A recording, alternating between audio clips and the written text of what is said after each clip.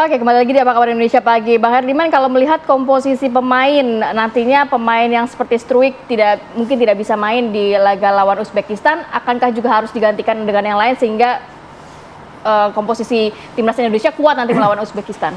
Kalau diganti memang harus diganti. Sekarang penggantinya siapa? Nah, Ada banyak pilihan di situ. Misalnya saya menyebut satu nama yang belum pernah ditampilkan 1 menit pun. Siapa, Bang? Hoki Caraka Briliant.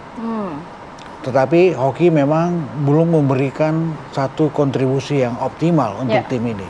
Ada nama Ramadan Sananta. Saya pikir Ramadan menjadi pilihan utama buat Sintayong kalau mengisi posisi Rafael Struijk. Tetapi dalam menyusun formasi starting lineup, ini adalah wewenang Sintayong. Dia tahu harus bikin apa untuk menghadapi Uzbekistan. Yang materi pemain Uzbekistan rata-rata itu beredar di Liga Rusia.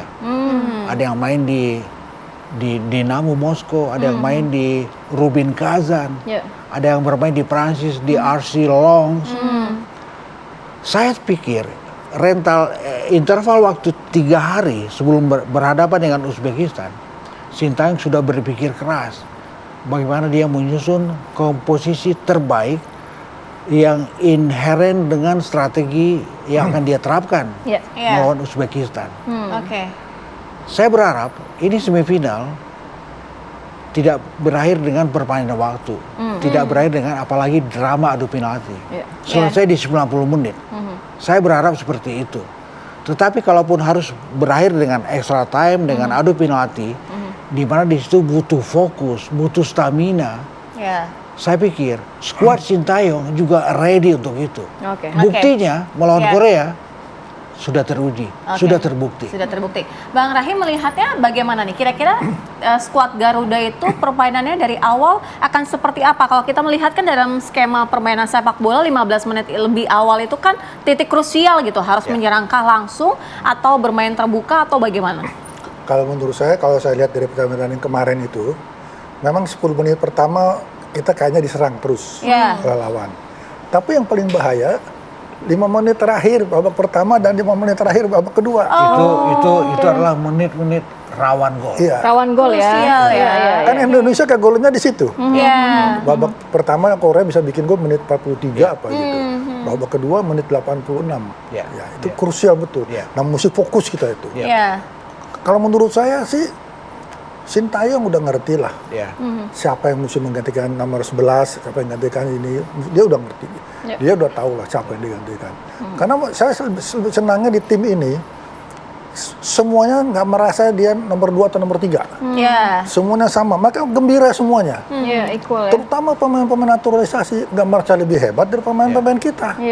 Justru dia bersahabat. Jadi saling melengkapi lah ya. Jadi nggak bisa dia ngeblame juga di mengayomi lapangan. juga. Jadi pemain kita senang sama pemain naturalisasi juga senang sama pemain kita. Jadi enak itu. Chemistry-nya dapat begitu ya. Dan itu kan masalah strategi dari Sintayong. Gimana membuat tim yang baik. Kalau istilahnya suasana kamar ganti.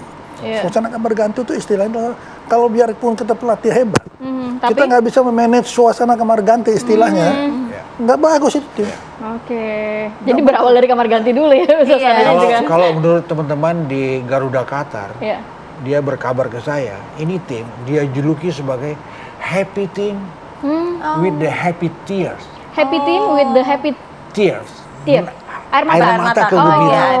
Itu dilontarkan usai kita mengalahkan Korea Selatan. Dan ini terjadi. Jadi dengan happy team ini pasti enjoy selalu dalam setiap permainan ya. Pak Raif sudah bicara seperti itu. Iya kan.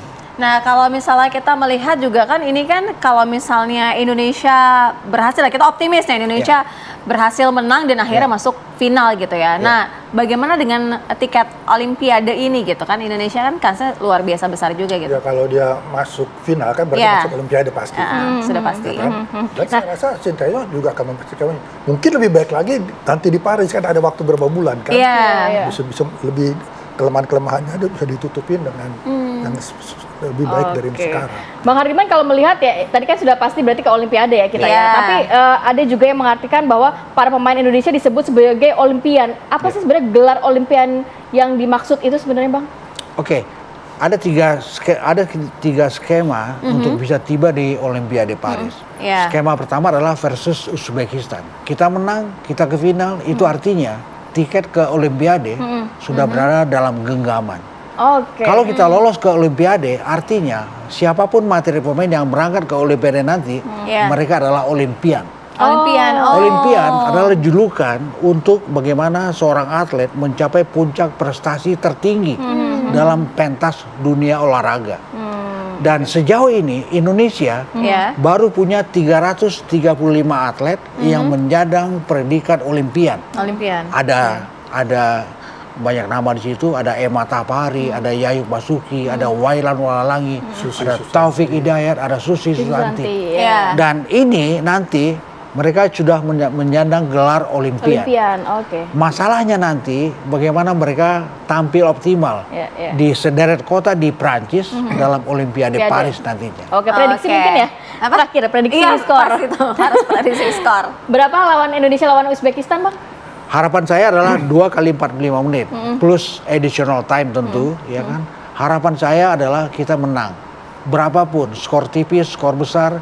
Tapi kemudian saya berharap sekali lagi ada banyak nama yang potensi bikin gol dan kita semua, Pak Rahim, kita berdoa semoga Indonesia menang. Semoga kita ke final dan itu adalah bonusnya Olimpiade. Kalau dari Bang Rahim?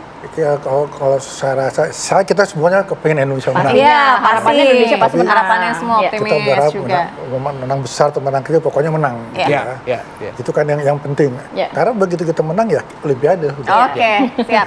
Terima kasih. Kita sama-sama akan menantikan ya, sama-sama akan menonton dan mendoakan skuad Garuda ini untuk menang dan juga lolos masuk final. Amin ya robbal alamin. Kita nantikan permainannya di Senin malam ya. Indonesia melawan Uzbekistan. Akhir kata, ini jadi penutup kita pada hari ini. Saya Kamarati Kusuma. Saya Sira Safira, mewakili kru yang bertugas, mengucapkan terima kasih. Sampai jumpa.